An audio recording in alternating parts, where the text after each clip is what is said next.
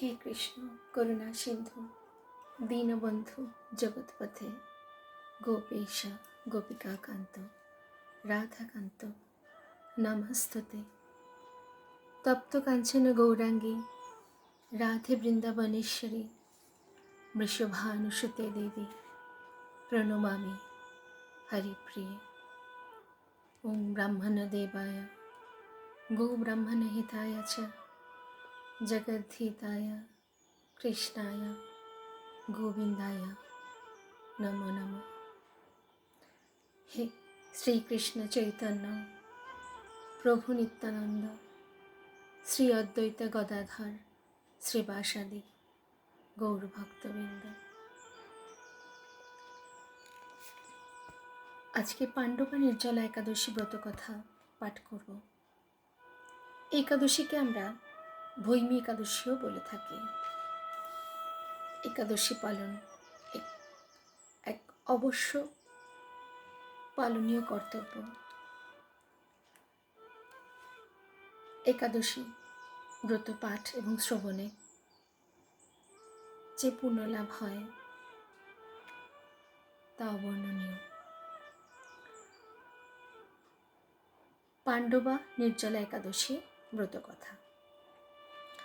জ্যৈষ্ঠ শুক্ল পক্ষের এই নির্জলা একাদশী ব্রত সম্পর্কে ব্রহ্ম বৈবর্ত পুরাণে শ্রী ভীমসেন ব্যাস সংবাদে বর্ণিত হয়েছে। মহারাজ যুধিষ্ঠির বললেন, হে জনার্দন, আমি অপরা একাদশীর সমস্ত মাহাত্ম্য শ্রবণ করলাম। এখন জ্যৈষ্ঠ শুক্ল পক্ষের একাদশীর নাম ও মাহাত্ম্য কৃপাপূর্বক আমার কাছে বর্ণনা করুন। শ্রীকৃষ্ণ বললেন, এই একাদশীর কথা মহর্ষি ব্যাসদেব বর্ণনা করবেন, কেননা তিনি সর্বশাস্ত্রের অর্থ ও তত্ত্ব পূর্ণরূপে জানেন।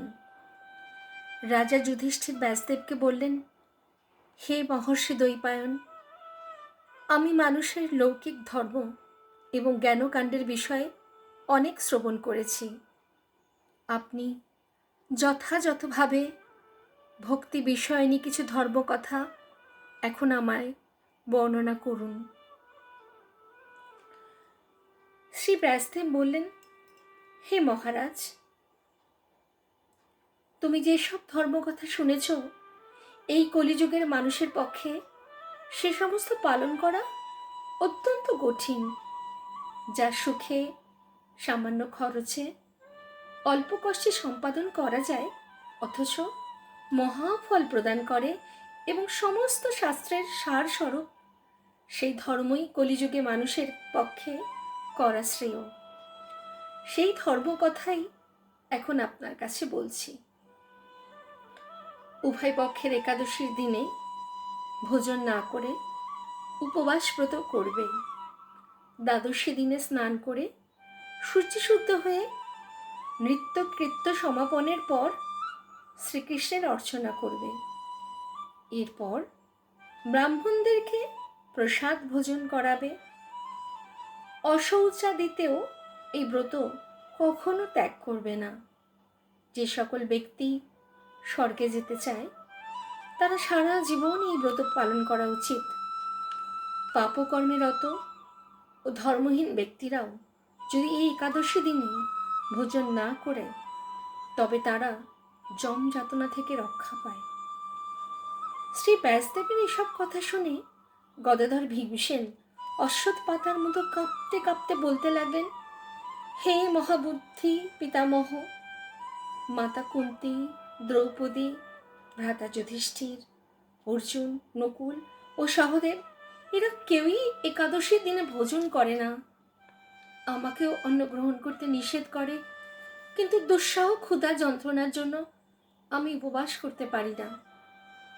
ভীমসেনের এরকম কথায় ব্যাসদেব বলতে লাগলেন, যদি স্বর্গাদি দিব্যধাম লাভে তোমার একান্ত ইচ্ছা থাকে, তবে উভয় পক্ষের একাদশীতে ভোজন করবে না। তদুত্তরে ভীমসেন বললেন, আমার নিবেদন এই যে উপস্থ দূরের কথা, দিনে একবার ভোজন করে থাকাও আমার পক্ষে অসম্ভব, কারণ আমার উদরে বৃক নামে এক অগ্নি রয়েছে, ভোজন না করলে সে কিছুতেই শান্ত হয় না। তাই প্রতিটি একাদশী পালনে আমি একেবারেই অপরাগ। হে মহর্ষি, বছরে একটি মাত্র একাদশী পালন করে যাতে আমি দিব্য ধাম ধাম লাভ করতে পারি, এরকম কোনো একাদশীর কথা আমাকে নিশ্চয় করে বলুন।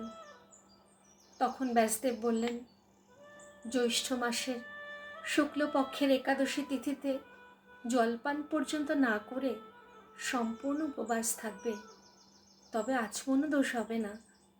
ওই দিন অন্নাদি গ্রহণ করলে ব্রত ভঙ্গ হয়। একাদশীর দিন সূর্যোদয় থেকে দ্বাদশীর দিন সূর্যাস্ত পর্যন্ত জলপান বর্জন করলে অনায়াসে 12টি একাদশীর ফল লাভ হয়।